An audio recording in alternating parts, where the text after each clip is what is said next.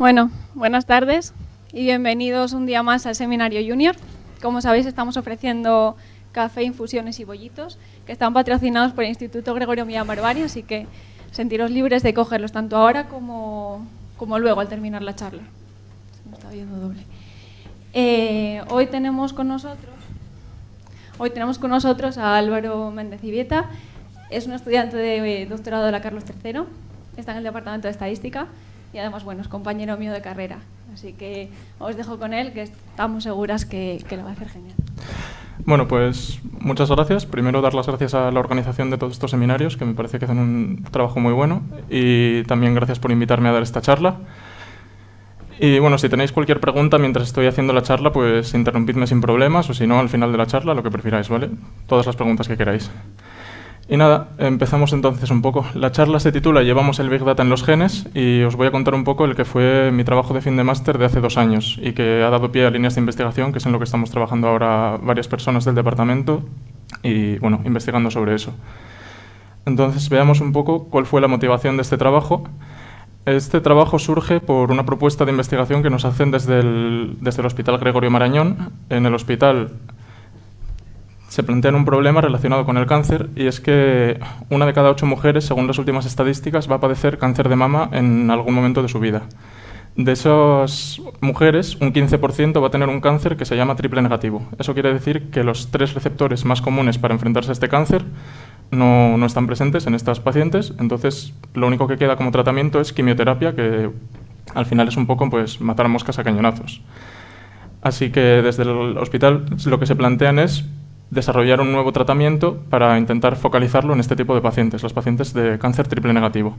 Así que con esa idea en mente, pues trabajan y acaban desarrollando un nuevo tratamiento y ahora el problema que tienen es testear la efectividad de este tratamiento. Cogen a 95 pacientes que tienen el cáncer triple negativo y en estas 95 pacientes usan el tratamiento. 52 pacientes responden bien y se recuperan. 43 pacientes no se recuperan. Y desde el hospital se plantean si la información genética de estas pacientes puede estar relacionada de alguna forma con la respuesta al tratamiento. Así que con esto en mente, cogen a las pacientes, utilizan técnicas de secuenciación de ARN y miden todo el genoma de estas pacientes. Tenemos entonces 95 pacientes y para cada paciente medimos 20.531 genes. Estos son 1,5 terabytes de información genética que ellos analizan, preprocesan, trabajan con ello y lo acaban reduciendo en una matriz muy bonita de 95 filas, 20.000 columnas y en cada observación de esa matriz es el número de genes el número de veces que ese gen aparece para cada paciente. Y esa es la información que tienen para trabajar. Entonces, en un primer paso se plantean trabajar con esto de forma univariante, mirar gen a gen si este gen es relevante o no para la efectividad del tratamiento. Problemas que tiene esto, empezando por el tiempo, empezando por el coste de trabajo en el laboratorio y también la que puede ser para mí, desde el punto de vista de estadística, la mayor pega de esto, del análisis univariante, es que dejas de lado todas las correlaciones que puede haber entre genes. Estás trabajando mirando solamente un gen por un lado, otro gen por otro lado, no te centras en nada en la posible relación que hay entre genes y aunque sepamos poco... ¿Se oye? Aunque sepamos poco de genética, sí que tenemos claro que... Aunque sepamos poco de genética, sí que tenemos claro que los genes están relacionados entre ellos, que hay cierta iteración entre ellos. Así que es en este punto cuando desde el Gregorio Marañón contactan con el Departamento de Estadística, con la que en ese momento iba a ser mi directora de máster y que ahora es mi directora de tesis, que se llama Rosalillo, y le proponen este trabajo. Quieren ver la efectividad de este tratamiento y como no pueden analizarlo desde un punto de vista puramente médico, recurren a técnicas de estadística. Entonces nosotros nos planteamos este problema y nos lo planteamos desde un punto de vista, en primer lugar, de análisis multivariante, es decir, queremos trabajar con todas las variables simultáneamente. Queremos analizar todas las variables a la vez para no dejar de lado esas correlaciones. Luego, por otro lado, nos lo planteamos como un problema de clasificación binaria. ¿Qué queremos decir con esto, de clasificación binaria? Queremos decir que nosotros, como variable respuesta, podríamos decir, tenemos un vector con unos y ceros. Tendremos un 1 si la paciente responde al tratamiento, un 0 si no responde al tratamiento. Y nuestro objetivo va a ser intentar clasificar nuevos pacientes como unos o como ceros en función de si el tratamiento va a ser eficaz o no. Entonces, ese es nuestro objetivo final, crear una firma genética en base a la información genética en base a la información que tengamos de la paciente, de los genes, para ver si ese tratamiento va a ser eficaz o no antes de usarlo. Entonces, en primer lugar, lo que decimos es, vale, esto puede sonar muy interesante, pero vamos a ver si hay algo que lo sostenga realmente. Así que cogemos nuestra base de datos, las 95 filas y 20.000 columnas, y miramos a ver si hay genes que en los que realmente se observe una diferencia. En estas gráficas que tenemos aquí, es una muestra pequeña, 6 genes. En rojo tenemos marcado el valor de los genes para las personas en las que el tratamiento fue eficaz, y en azul tenemos marcado el valor de los genes en las personas en las que no fue eficaz. Y como se puede ver aquí claramente, pues hay una diferencia entre el nivel de los genes entre las personas que responden y que no responden. Así que esto sostiene un poco la idea que tenían desde el Gregorio Marañón. Vale. Entonces, con esto visto, ya tenemos un poco acotado el problema que queremos resolver y nosotros nos lo planteamos como un modelo de regresión, que supongo que todos aquí, aunque sea un poco de oídas, habréis visto lo que es un modelo de regresión. Empecemos un poco por lo básico. En un modelo de regresión lineal, lo que decimos es que nuestra variable respuesta, que en este caso sería un vector de unos y ceros, se relaciona linealmente con nuestros regresores. Nuestros regresores en este caso sería el número de genes, el número de veces que cada gen aparece en cada paciente. Entonces, da lugar a esta expresión. Estamos diciendo que el valor de la variable respuesta va a ser igual a una ecuación de una forma lineal. Esto daría lugar a un modelo de esta forma. Esto es una representación muy sencilla de un modelo que tendría solo un regresor. Pero aquí ya podemos ver que este tipo de modelos no va a funcionar aquí porque tenemos una respuesta binaria, ceros y unos, y nosotros estamos prediciendo con una línea recta. Así que nuestras predicciones pueden ser menores que 0, mayores que 1. Esto no nos sirve. Así que pasamos a utilizar modelo de regresión logística, que es especialmente diseñado para problemas de clasificación. En un modelo de regresión logística es una versión de un modelo lineal generalizado. Lo que decimos es que lo que es lineal es una transformación de mi variable respuesta. Yo busco una función para mi variable respuesta y es esta transformación de la variable respuesta la que es una relación lineal, la que tenemos aquí. Entonces llegamos a una ecuación de esta forma, que si la representamos es la que tendríamos aquí dibujada, y aquí ya sí que podemos ver pues, algo más específico para el problema que tenemos. Tenemos aquí que la función está acotada entre 0 y 1 y tiene un cambio muy rápido de 0 a 1, así que nos permite clasificar. Este modelo lo que nos da es la probabilidad de que mi variable respuesta tenga el valor 1. En nuestro caso, nos da la probabilidad de que el paciente responda al tratamiento. Es decir, si yo tengo un valor de 0,2, lo que me va a decir es que la probabilidad de que responda al tratamiento es 0,2. Yo lo voy a clasificar entonces como un 0, como que no responde al tratamiento. Si me da una probabilidad muy alta, lo clasifico como que sí responde al tratamiento. Entonces, este es el tipo de modelos que vamos a utilizar, los modelos de regresión logística. Ahora bien, el problema que se plantea aquí, por lo que tenemos en el título la palabra de Big Data, es porque no nos olvidemos que estamos trabajando con 20.000 variables, que es un número de variables totalmente desproporcionado en relación con el número de observaciones. Esta imagen de aquí es cómo se ve la matriz cuando la ponemos en una imagen. Cada punto gris es un número, cada punto blanco es un 0. Tenemos 95 filas, 20.500 columnas. Es un poco para hacernos una idea de los datos con los que estamos trabajando. Entonces, el problema que tenemos aquí es intentar hacer una selección de variables. ¿Cuáles son las más importantes? ¿Qué genes son los realmente importantes? Si nosotros trabajamos con todos los genes a la vez, primero, el modelo seguramente no funcione. Si lo intentamos poner en cualquier software, esto falla. Y segundo, si no falla, las predicciones que va a hacer van a ser una basura, porque va a dar prácticamente una tasa de acierto, vamos, la mitad de aciertos, lo que se llama un modelo naif, es decir, que sin hacer nada yo clasifico todo a una categoría y mi modelo acierta la mitad porque tengo la mitad de pacientes en cada categoría. Entonces tenemos que ver cuáles son los genes más importantes, tenemos que hacer selección de variables. Este es uno de los temas en los que más se está trabajando actualmente en Big Data. Este tipo de problema se llama escenarios de alta dimensionalidad. ¿Por qué? Porque, como decimos, tenemos 20.500 genes, entonces estamos trabajando en un escenario con 20.500 dimensiones. Tenemos que reducir un poco la dimensionalidad de este problema. Una primera técnica que se nos ocurre para seleccionar variables. Es una técnica muy básica que se conoce desde hace mucho, que se llama subset selection. En esta técnica, lo que partimos de un modelo en el que no tenemos ninguna variable. En el número que tenemos en rojo sería el valor del error de ese modelo. Como decimos, si no tenemos ninguna variable, clasificamos todo a una categoría, el error es 0,5. Estoy acertando la mitad. Ahora, cojo y selecciono voy probando y construyo modelos con cada variable del modelo. En este gráfico que tenemos aquí consideramos solo 4 variables, entonces construyo 4 modelos y veo con cuál el error se reduce más.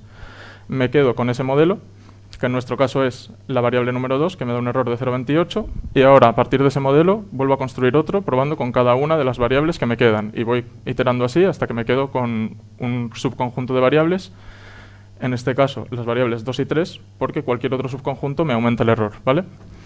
¿Qué problemas tiene esto? Este es un proceso discreto, es decir, meto una variable, quito una variable, estamos jugando así un poco con esto. Eso hace que sea muy dependiente de los datos. Si cambian mis datos, mi subconjunto de variables puede cambiar totalmente, así que no es nada estable. Otros problemas que tiene, computacionalmente, una locura, sobre todo con el problema que tenemos nosotros. Tenemos en la primera iteración que construir 20.000 modelos, en la segunda iteración que construir otros 20.000 modelos con 2 variables, en la tercera otros 20.000 modelos con 3 variables. Así hasta quedarnos con las variables que quedamos. Así que, desde un punto de vista computacional, tampoco era accesible para nosotros.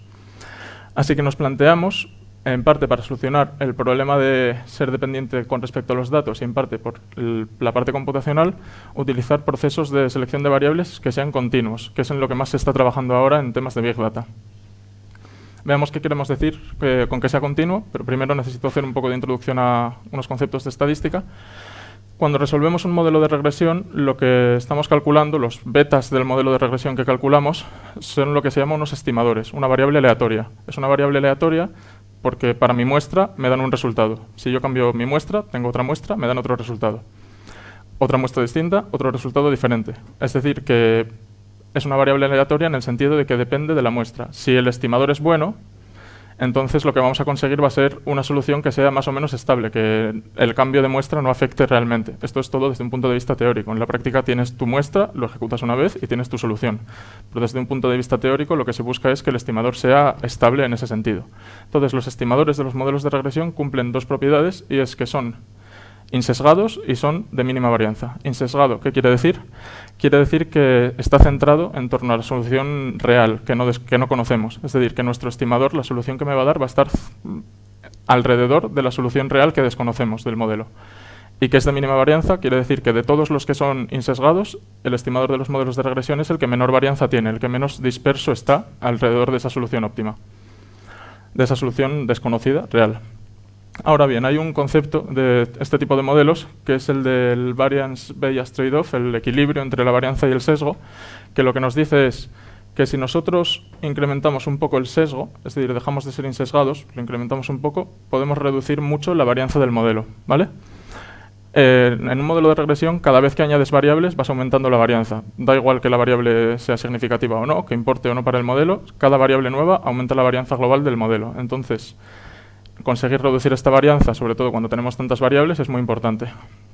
Así que con este tipo de penalizaciones que vamos a ver ahora, que son procesos de penalización continuos, lo que se hace es sacrificar un poco del sesgo, pasas a tener algo de sesgo, pero reduces bastante la varianza y mejoras el error de predicción. Veamos entonces una de las primeras formas de este tipo de penalizaciones que hay en la literatura, que es la penalización de Ridge Regression. En la ecuación que tenemos aquí arriba es un problema de minimización. La parte de aquí de la izquierda es la fórmula del modelo de regresión lineal. La parte de la derecha, esta de aquí, es la que es realmente la penalización de Ridge Regression.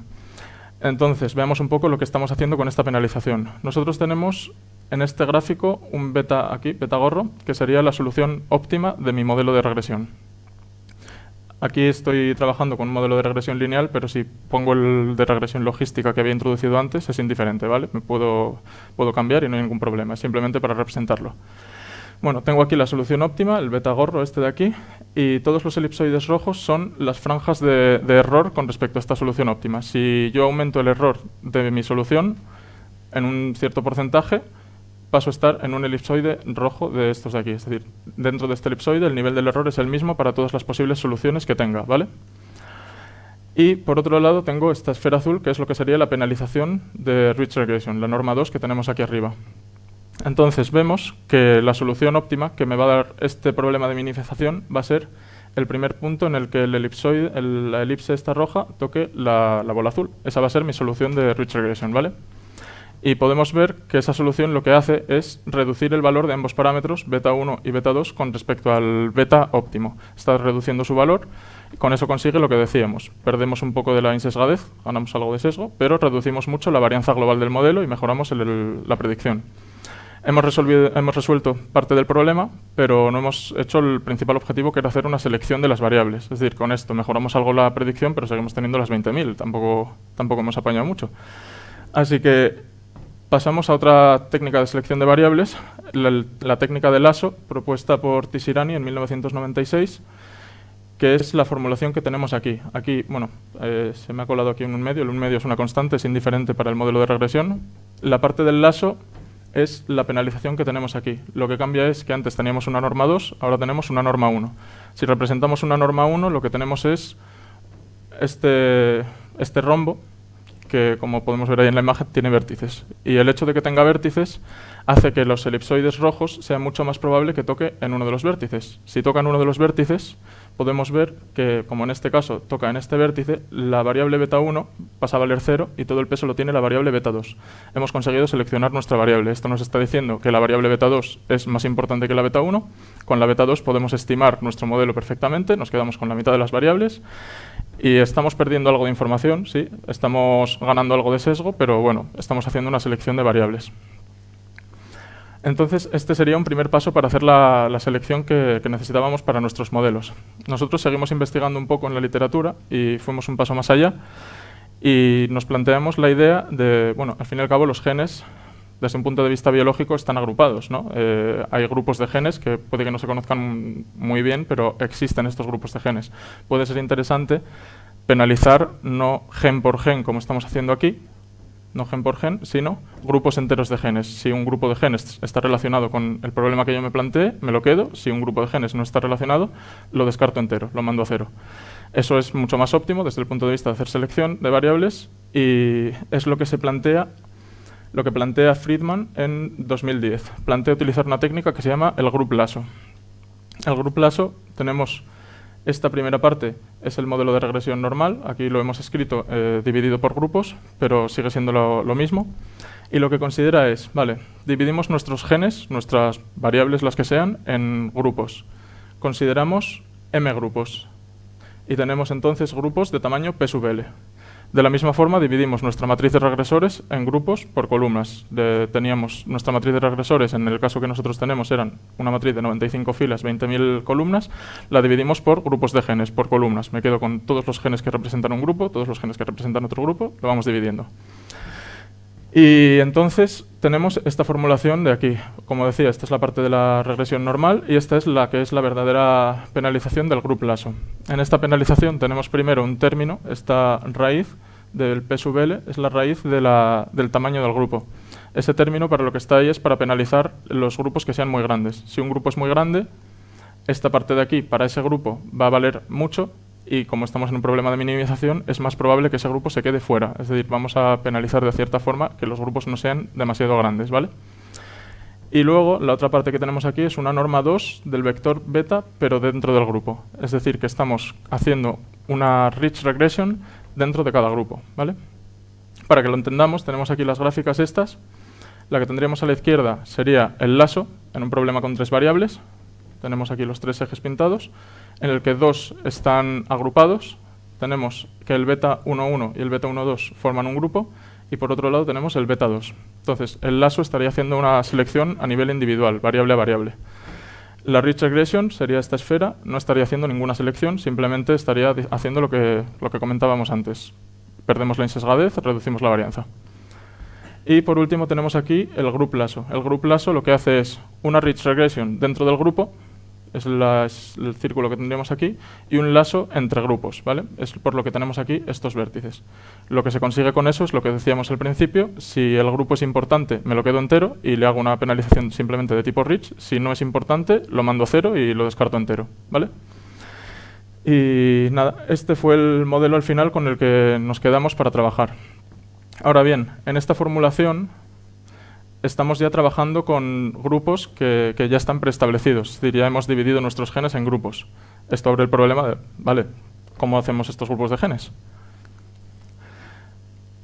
Entonces, lo primero que hicimos fue preguntar al hospital para asegurarnos de que no estábamos metiendo la pata y les dijimos, oye, esto de hacer grupos de genes tiene sentido, ¿verdad? Y nos dijeron que sí, que tenía sentido, pero que no tenían ellos hecha ninguna agrupación de genes, que al final era el objetivo que nosotros podíamos tener en mente. Lo que sí que nos supieron decir era que lo que sería esperable serían grupos pues, de 100, 200, 300 genes más o menos, no más.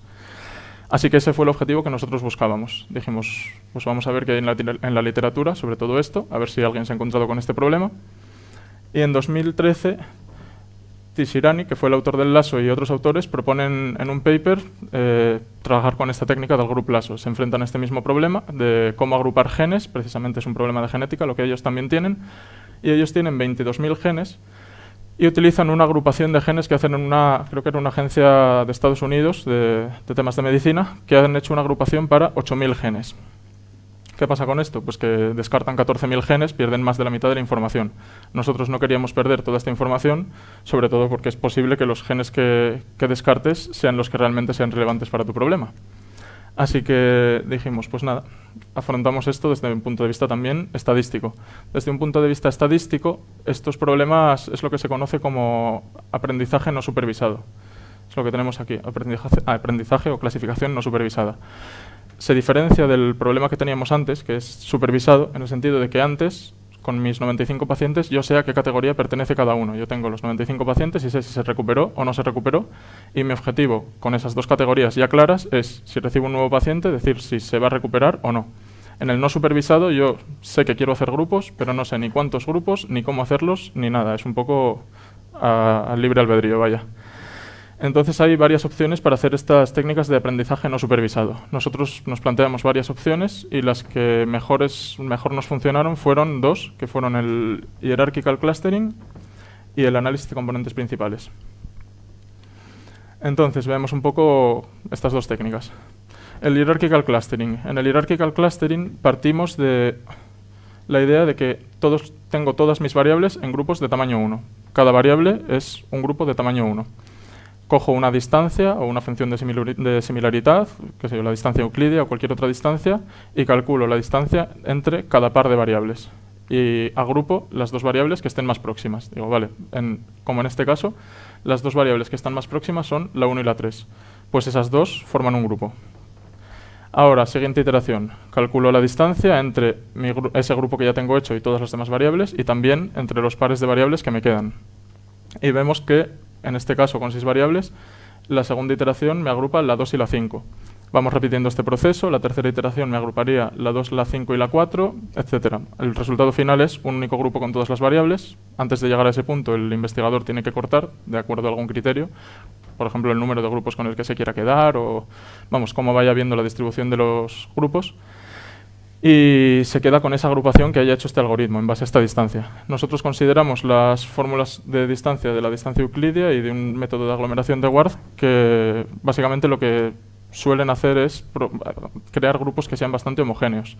Sin embargo, para nosotros no fue el caso. Aquí tenemos los grupos que nos creó, que como podemos ver está totalmente desbalanceado. Tenemos en esta gráfica el número de grupos. El Hierarchical Clustering nos hizo 500 grupos y aquí el número de variables que había en cada grupo. Es decir, que tenemos unos pocos grupos que se quedaron con 1500, 1500 variables y otros muchos grupos que se quedaron con 5, 10, 15 variables. Es lo que vemos también, esto que debería ser un boxplot, pero que como es tan plano no se ve, que sea un diagrama de cajas.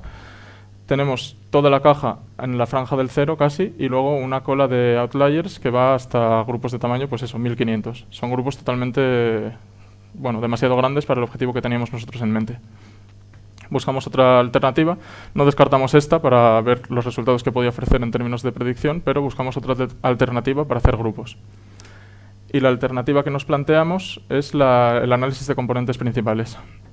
Esta técnica, que se utiliza para muchas cosas, aquí la utilizamos para algo que no es lo habitual, que es hacer grupos. La técnica, la idea que tiene en mente es hacer una combinación lineal de las variables originales que yo tengo en mi modelo y construir otro conjunto de variables nuevos que se llaman componentes principales. Estas componentes principales son incorreladas, es la propiedad que tienen. Son incorreladas y maximizan la varianza del modelo, es decir, maximizan lo que se explica. Cada componente intenta maximizar lo que explica del modelo. con el gráfico se entiende muy bien. En este gráfico nosotros tenemos dos variables pintadas en estos dos ejes, un eje vertical y un eje horizontal, y una nube de puntos azules. Podemos ver que si aumentamos el valor de la variable horizontal, aumenta el valor de la variable vertical. La nube de puntos va creciendo. Eso quiere decir que están correladas, hay una correlación creciente. Lo que harían las componentes principales, que son los vectores que tenemos pintados en negro, sería, vale, pongo mi nuevo eje de coordenadas, el nuevo centro, aquí, en el centro de la nube, y estos son los nuevos ejes para las componentes principales. Ahora, con respecto a estos ejes que tenemos pintados en negro, si aumento el valor de cualquiera de las dos variables, no puedo deducir nada con respecto a la otra variable, son incorreladas, ¿vale? Y también con estas dos variables puedo explicar mejor el conjunto de datos. Con lo que nos tenemos que quedar de esto es que al final las componentes principales, como decíamos, son una combinación lineal de todas las variables originales. Así que, bueno, y también que vamos a poder hacer tantas componentes principales como el mínimo entre el número de observaciones y el número de variables. En nuestro caso, si yo tengo 95 observaciones, 95 pacientes y 20.000 genes, voy a poder hacer 95 componentes principales. Así que para hacer grupos utilizando esta técnica, consideramos 95 componentes principales, 95 grupos de variables. Y como para cada componente principal yo tengo una combinación lineal de las 20.000 variables que la forman, va a tener para cada gen, cada componente principal va a tener su peso. En la primera componente principal vamos a tener que se calcula como 0,5 por el primer gen, más 0,2 por el segundo gen, menos 0,1 por el tercer gen, lo que sea, unos pesos. Así que nosotros consideramos el criterio de vamos a asignar cada gen al grupo asociado a la componente principal en la que el peso sea más alto. Eso, desde un punto de vista de interpretación, lo que estamos diciendo es el primer gen tiene un 0,5 de peso, en la primera componente principal, y en todas las demás componentes principales, las otras 94, su peso es menor. Pues el primer gen lo consideramos del primer grupo. El siguiente gen, miramos a ver el peso que tiene en cada componente principal, y en el que el peso sea mayor, lo asignamos a ese grupo. Lo que estamos diciendo es que los genes los vamos a agrupar en función de la importancia que tengan dentro de cada componente, ¿vale? Entonces, ese es el criterio que nosotros seguimos para hacer los grupos y nos dio estos resultados. Aquí tenemos unos grupos que, bueno, son un poco outliers, un grupo con 800 genes, otro con 600 y otro con unas 600 también, pero todos los demás grupos vemos que ya sí están en torno a los 200 más o menos, bueno, un poco más de 200, un poco menos de 200, lo que se ve también muy bien en el boxplot que tenemos aquí. En el boxplot vemos que está perfectamente centrado en los 200, así que estamos construyendo grupos en torno a 200 genes cada grupo, como podemos ver. Que ya era algo pues, con un poco más de interpretación biológica, por decirlo de alguna forma. Así que nada, para presentar una vez planteada toda la teoría que tenemos aquí, lo que nosotros, haciendo un poco de resumen, hicimos fue, vale, construimos un modelo de regresión logística que nos permite solucionar este problema de clasificación, los pacientes responden o no responden al tratamiento, y necesitábamos hacer una selección de variables. Consideramos una selección de variables por grupos, entonces utilizamos la técnica del group lasso. Y para hacer estos grupos que necesitábamos consideramos dos alternativas, hierarchical clustering o el análisis de componentes principales. Ahora, para calcular estos resultados, en la formulación que veíamos del group lasso, se me ha olvidado comentarlo un momento. Aquí. En la formulación que veíamos del group lasso tenemos este parámetro de lambda. Este parámetro de lambda es un parámetro que puede fijar el investigador y lo que hace es ver el peso de la penalización. Si yo doy un lambda muy grande, me mando a cero más variables, porque la penalización le doy más peso, entonces para minimizar se mandan a cero más variables. Si yo pongo un lambda más pequeño, mando a cero menos variables. Juegas un poco con cuántas variables te quieres quedar. Y al final, en la práctica, lo que se hace...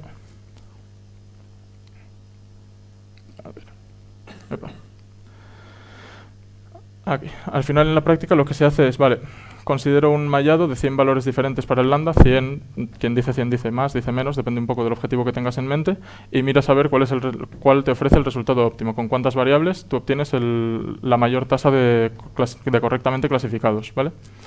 Y bueno, utilizamos la técnica de validación cruzada, que básicamente es una técnica en la que tú divides tu conjunto de datos en varias partes para resolver el problema Pues si haces validación cruzada en 5 folds, lo que haces es resolver el problema 5 veces. Divides tu conjunto de datos en 5 partes, utilizas una para test, lo que se llama test, y 4 para train. Con las 4 de train construyes tu modelo, con la parte de test lo compruebas cómo funciona tu modelo con respecto a un conjunto en el que no hayas trabajado para construir tu modelo. Es decir, le das un poco de independencia. Y utilizas cada una de las 5 partes como test, y las partes restantes que no estás utilizando como test en cada iteración las utilizas como train. Entonces, de esta forma consigues cierta independencia para, pues eso, para ver la calidad de tus resultados. Utilizamos ese proceso y nos quedamos con el número de regresores que elegían los modelos y con la tasa de correctamente clasificados. Empecemos con el número de regresores. Tenemos aquí en el eje horizontal el valor del lambda que veíamos y en el eje vertical el número de regresores seleccionados. El hierarchical clustering, que es la línea que está marcado en rojo, que se ve un poco aquí pequeño, pero el hierarchical clustering que está marcado en rojo casi ni sube, se queda todo con grupos muy pequeños, porque casi todos sus grupos son muy pequeños y los que tienen que no son tan pequeños son demasiado grandes. Por eso se queda con grupos, pues eso, de 5 o 10 regresores cada uno. Y el análisis de componentes principales, como los grupos son en torno a 200 genes cada uno, sí que hay más variación del número de regresores con el que se queda. Podemos ver que llega a coger 5000, que son demasiados, y desciende hasta 0, es decir, cubre toda la gama de posible selección de regresores. Y por otro lado tenemos la tasa de correctamente clasificados. ¿Cuántos pacientes que respondieron al tratamiento nuestro modelo dice que respondieron y cuántos pacientes que no respondieron nuestro modelo dice que no respondieron? ¿Cuánto acierta? Y tenemos aquí marcados los máximos. En rojo nuevamente el hierarchical clustering, en azul en análisis de componentes principales. Vemos que tenemos un 0,75 en el hierarchical clustering de correctamente clasificados y un 0,74 en el análisis de componentes principales. Están ahí. Y el análisis de componentes principales lo consiguió con 210 regresores, el hierarchical clustering con solamente 20. Entonces, el último proceso que se suele hacer con este tipo de análisis es, vale, estos resultados han sido obtenidos maximizando la tasa de correctamente clasificados. Es decir, este 0,75 y este 0,74 es lo máximo a lo que yo he podido llegar con mis modelos. Ahora, si vuelvo a dividir mi base de datos de nuevo, estamos repitiendo mucho trabajando sobre el mismo conjunto porque estábamos muy limitados en el número de observaciones, teníamos solo 95 pacientes. Si sobre estos 95 pacientes yo aleatoriamente vuelvo a dividir en 2 partes, train y test, construyo un modelo final utilizando el valor óptimo del lambda que me haya dado esto. Yo tengo aquí los valores óptimos del lambda, tanto para el análisis de componentes principales como para el hierarchical clustering. Y este modelo final miro a ver cuánto se acierta sobre una parte de test que es independiente, se supone, en teoría, de la parte de train. Bueno, no es del todo independiente porque estamos reutilizando mucho los datos, pero bueno, es como se hace. Y vemos que los resultados finales son estos de aquí. El análisis de componentes principales se queda con 210 regresores y nos da una tasa de correctamente clasificados de 0,72. Y bueno, la otra medida que tenemos aquí es otra medida que se utiliza para medir la calidad de las predicciones, que es la curva ROC, que se llama. Que bueno, simplemente es otra medida para ver la calidad de las predicciones. Cuanto más cerca de 1, mejor. Y el hierarchical clustering, con los 20 regresores con los que se quedaba, vemos que aquí la tasa de correctamente clasificados desciende mucho, desciende un 13%. Esto es porque con tan pocos regresores como se había quedado, estaba sobreajustando. Funcionaba muy bien en el modelo en el que lo habíamos probado, pero si cambias un poco los datos, si haces este proceso, desciende, pierde calidad. Así que finalmente los resultados con los que nos quedamos nosotros fue con los grupos hechos por el análisis de componentes principales, y lo que les mandamos nosotros al hospital fue mirad a ver estos 210 genes que son los que nuestro modelo dice que son los más importantes, de acuerdo a la tasa de correctamente clasificados que tenemos aquí. Y nada, esto fue el primer paso para, como decía, para las líneas de investigación que hay ahora abiertas en el departamento, así que quedaron bastantes cuestiones abiertas. La primera de todas es mirar si estos resultados son significativos desde un punto de vista médico. Eso están trabajando ellos en el hospital, tampoco puedo deciros mucho.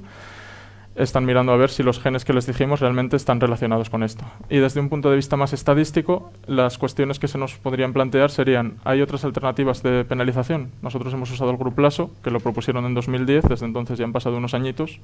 A lo mejor hay otras alternativas. Esa es una de las líneas abiertas que hay ahora en el departamento y bueno, en general en todo el mundo se está trabajando mucho en desarrollar penalizaciones de este tipo. Puedes encontrar, sobre todo basado en el Lasso, decenas de penalizaciones ya más focalizadas a distintos objetivos que haya en mente. Y también, pues, alternativas de agrupamiento. Nosotros hemos usado dos, Hierarchical Clustering y PCA, pero no sé, a lo mejor hay alguna otra alternativa que pueda hacer los grupos mejor o, bueno, de otra forma, o puede que incluso una alternativa ya más enfocada desde un punto de vista biológico que nos pueda ofrecer desde el hospital. También se está trabajando en todo esto. Y bueno, aquí están las principales referencias que utilicé para elaborar este trabajo. Y nada más. Gracias por vuestra atención.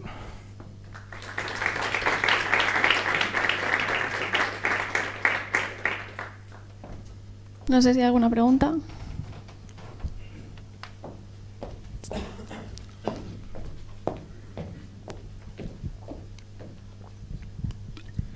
Hola Álvaro, Hola. bueno, gracias por tu charla, muy interesante. Yo trabajo en algún tema ligeramente parecido y yo, por ejemplo, cuando he tenido problemas de tener pocas muestras, yo lo que a veces me ha funcionado es generar muestras nuevas. Entiendo que en este caso pues es algo que a lo mejor no interesa porque tiene una interpretación biológica, ¿no? Y a lo mejor generar un ADN sintético pues no tenía mucho sentido. Pero mi pregunta es, en la parte del agrupamiento, cuando estás haciendo el ejercicio no supervisado, ¿no existe la posibilidad de añadir muestras de otros pacientes, aunque no tengan esa enfermedad, pero a la hora de crear grupos que por alguna razón pues funcionen mejor? No sé si se ha explorado.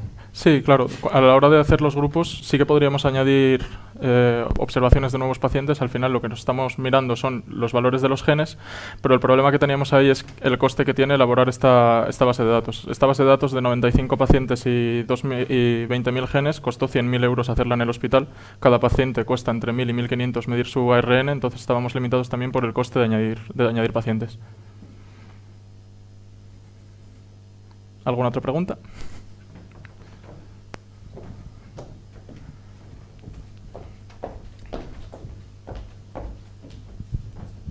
Bueno, yo tengo muchas, pero empiezo con la primera. Si puedes explicar un poco más el problema, digamos. Es decir, ¿qué se está midiendo? ¿Cuántas veces un gen se encuentra en el...? Es decir, Sí. explícalo tú, que creo que lo sabes Vale. mejor. Pues el problema que teníamos, entonces un poco por hacer un poco de resumen, es que en el hospital midieron 95 pacientes el ARN que tenían. Midieron cuántas veces cada gen aparecía en cada paciente. Esa es la matriz de datos que tenemos. Para cada fila de la matriz tenemos el número de veces que cada gen aparece en ese paciente. Y luego, por otro lado, teníamos lo que yo llamaba variable respuesta, este vector de unos y ceros. Teníamos un 1 si el paciente había respondido al tratamiento y un 0 si no había respondido al tratamiento. Y el objetivo era un poco enlazar esas dos cosas. Es decir, pues en base a los valores de los genes que yo tengo en esta matriz, puedo predecir si el paciente va a responder o no va a responder al tratamiento.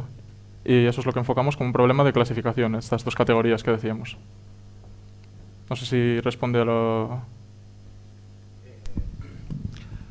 Bueno, sí, más o menos sí, aunque no entiendo bien el problema, pero no desde el punto de vista estadístico, desde el punto de vista, digamos, médico. Desde el punto de vista médico. Sí. Bueno, desde el punto de vista médico, la idea es que ellos desarrollaron este nuevo tratamiento y a la hora de probarlo vieron que había muchos pacientes en los que no resultaba tan eficaz. Habían 42 pacientes en los que no resultaba tan eficaz.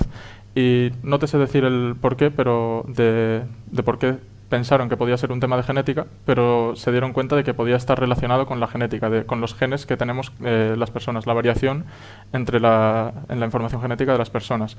Entonces, desde el punto de vista médico, el objetivo que tenían era ese, decir, pues si tú tienes estos valores para tus genes que son distintos de los míos, el tratamiento es eficaz en ti y no en mí, podemos mirar a ver si a priori, mirando tus genes, el tratamiento va a ser eficaz para ti.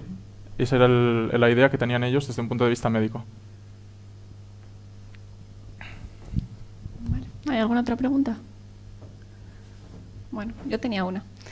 Entiendo que al ser una matriz tan grande de datos, para tratarla computacionalmente ha sido complicado, ¿no? Sí, sí, sí. Ha sido complicado. La verdad que, de hecho, algunas de las alternativas que probamos, además del GRUPLASO, es simplemente el algoritmo, los que había ya desarrollados, esto lo desarrollamos todo utilizando el software de R, no funcionaba. Intentábamos cargar las librerías y no funcionaba. Entonces ahora ya lo que estamos haciendo es desarrollar nosotros nuestro propio código para trabajar con todo esto y ver si lo podemos optimizar. Porque eso, nos encontramos con el problema computacional de que al intentar cargar todos nuestros datos y al analizarlos, los algoritmos fallaban. Pues si no hay ninguna otra pregunta, damos las gracias de nuevo a Álvaro. Gracias.